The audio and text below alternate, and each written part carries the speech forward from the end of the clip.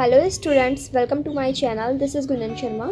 आज की वीडियो में आप लोगों को बीएससी फिज़िकल केमिस्ट्री का जो आपका चैप्टर है इलेक्ट्रोकेमिस्ट्री फर्स्ट, इसके नोट्स मिलने वाले हैं इंग्लिश मीडियम के लिए।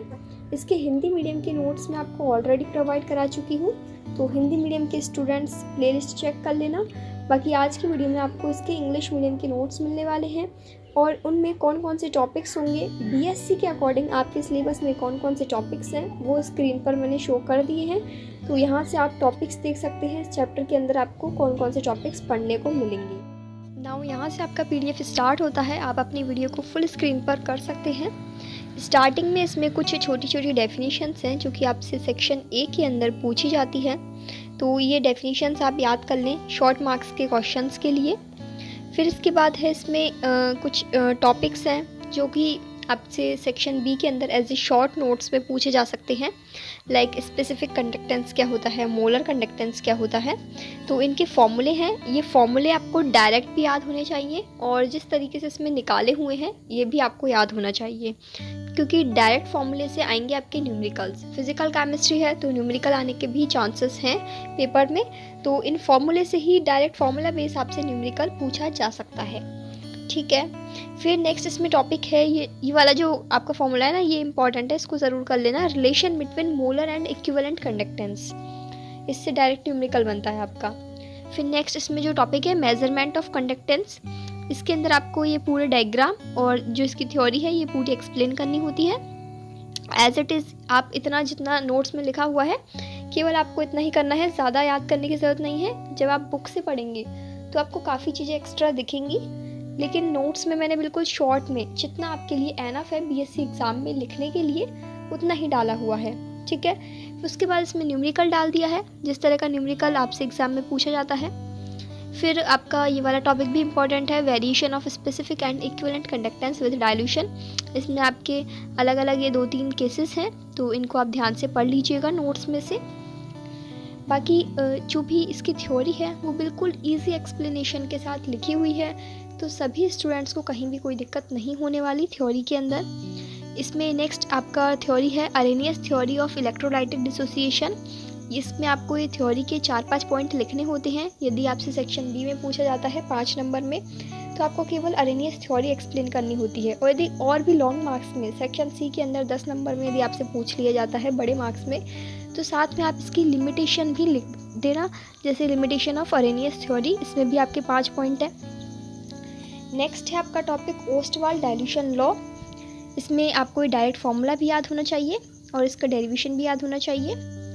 फिर ये एक्सपेरिमेंटल वेरिफिकेशन है ओस्टवाल्ड डाइल्यूशन लॉ का, तो इनमें से कोई सा भी टॉपिक्स आपसे किसी भी तरीके से पूछ सकता है, शॉर्ट में भी लॉन्ग में भी। फिर नेक्स्ट इसमें इम्पॉर्टेंट थ्योरी है आपकी डिबाय-हकल-ऑनसागर थ्योरी, या फिर हम इसको स्ट्रॉन्ग इलेक्ट्रोलाइट थ्योरी भी बोल सकते हैं, दोनों नाम से आ सकती है ये थ्योरी आपकी प्रीवियस ईयर में काफ़ी बार पूछी भी गई है, इसलिए इस थ्योरी को आप अच्छे से करें। फिर इसके अंदर ये कुछ सब पॉइंट है, कुछ इफ़ेक्ट्स हैं, जैसे पहला इफ़ेक्ट है इसमें रिलैक्सेशन इफ़ेक्ट, ये स्ट्रॉन्ग इलेक्ट्रोलाइट के अंदर ही है, तो इनको भी आप एक बार थोड़ा सा पढ़ लीजिएगा। इलेक्ट्रोफोरेटिक इफ़ेक्ट है, इफ़ेक्ट ऑफ मीडियम है। अब ये तो हो गई ऊपर डिबाय-हकल-ऑनसागर थ्योरी, और यदि डिबाय-हकल-ऑनसागर इक्वेशन आती है देन आपको ये वाला डेरिवेशन वहाँ पर करना होगा। ये वही टॉपिक्स हैं जो कि आपके बीएससी के सिलेबस के अकॉर्डिंग हैं, कुछ भी एक्स्ट्रा टॉपिक्स नहीं है, सारे आपके सिलेबस बेस्ड टॉपिक्स हैं इस नोट्स में, ठीक है। नेक्स्ट इसमें टॉपिक है कोलरश लॉ। इसमें कोलरश लॉ का आपको फॉर्मूला एक बार समझ में आ गया तो इसका न्यूमेरिकल आसानी से हो जाता है, बहुत ईजी न्यूमेरिकल आता है इस पर। फिर नेक्स्ट टॉपिक है माइग्रेशन ऑफ आयंस। ये वाला जो आपका टॉपिक है माइग्रेशन ऑफ आयंस, ये आपका समझने वाला टॉपिक है। इसका आपने लेक्चर वीडियो देखा होगा, यदि ये टॉपिक समझा होगा तो ही थ्योरी इसकी समझ में आएगी आपको इन नोट्स के अंदर, क्योंकि सिर्फ थ्योरी आप डायरेक्ट यदि पढ़ोगे तो ये टॉपिक आपको समझ में नहीं आने वाला, थोड़ा समझने वाला है, कॉन्सेप्चुअल टॉपिक है ये, ठीक है। यूट्यूब पर काफ़ी सारी वीडियोस हैं लेक्चर्स के लिए, तो आप कोई जो भी टॉपिक समझ में ना आए एक एक टॉपिक यूट्यूब पर सर्च करिए और पढ़िए। फिर नेक्स्ट टॉपिक आता है आपका डिटर्मिनेशन ऑफ ट्रांसपोर्ट नंबर, जिसमें आपके अलग अलग मेथड्स हैं। पहला मेथड है हिट ऑफ मेथड, इसमें एक फॉर्मूला है डायरेक्ट उसी को ही अलग अलग तरीके से लिख सकते हैं उसी फॉर्मूले को, तो वो यहाँ पर चारों टाइप्स दिए हुए हैं उसके। ये भी आपका कॉन्सेप्चुअल है, समझने वाला है। तो इसमें आपके 2 केसेस बनते हैं।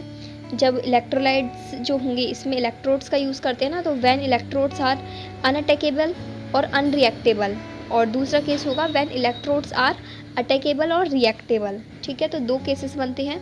या तो वो पर्टिकुलर केस आपसे पूछ लेगा आपके बीएससी एग्ज़ाम में, या फिर डायरेक्ट ही आपसे हिट ऑफ मेथड पूछ लेगा। तो आप दोनों में से कोई भी एक केस वहाँ पर एक्सप्लेन कर सकते हैं। और भी यदि बड़े मार्क्स में आता है तो आप दोनों ही केस को शॉर्ट रूप में लिख के एक्सप्लेन कर सकते हैं। सेकंड इसमें मेथड है मूविंग बाउंड्री मेथड, जिसके अंदर आपको ये डायग्राम अच्छे से समझाना होता है। देन इसके प्रिंसिपल, इसकी कैलकुलेशन वहाँ पर लिखनी होती है, पूरी फॉर्मूला ही आपको डिराइव करना होता है। ओके, नेक्स्ट इसमें टॉपिक है एप्लीकेशन ऑफ कंडक्टिविटी मेजरमेंट। तो ये इसकी सारी एप्लीकेशंस हैं। जिन भी स्टूडेंट्स को डायरेक्ट पीडीएफ चाहिए वो डिस्क्रिप्शन बॉक्स में लिंक दिया हुआ है, वहाँ से पीडीएफ डाउनलोड कर सकते हैं। और वहाँ से आप पीडीएफ लेने के बाद वो जो पीडीएफ आपकी ईमेल आईडी पर सेंड हो जाएगी। ठीक है, तो इस चीज़ का आप ध्यान रखें। लिंक से पीडीएफ लेने के बाद आप अपनी ईमेल आईडी चेक करें। और बाकी ये जो नोट्स हैं वो सभी यूनिवर्सिटी के स्टूडेंट्स के लिए हेल्पफुल हैं, यदि इलेक्ट्रोकेमिस्ट्री वाला चैप्टर आपके सिलेबस में है तो। नेक्स्ट आपका इम्पॉर्टेंट टॉपिक है acid base titration.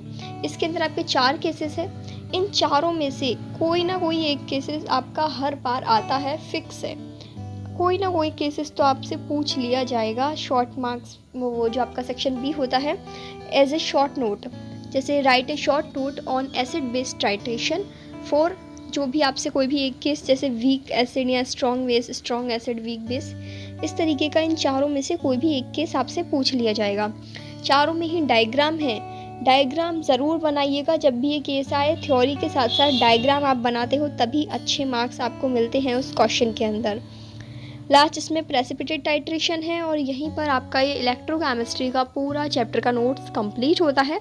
I hope this notes will helpful for all of you students. Thank you for watching this video.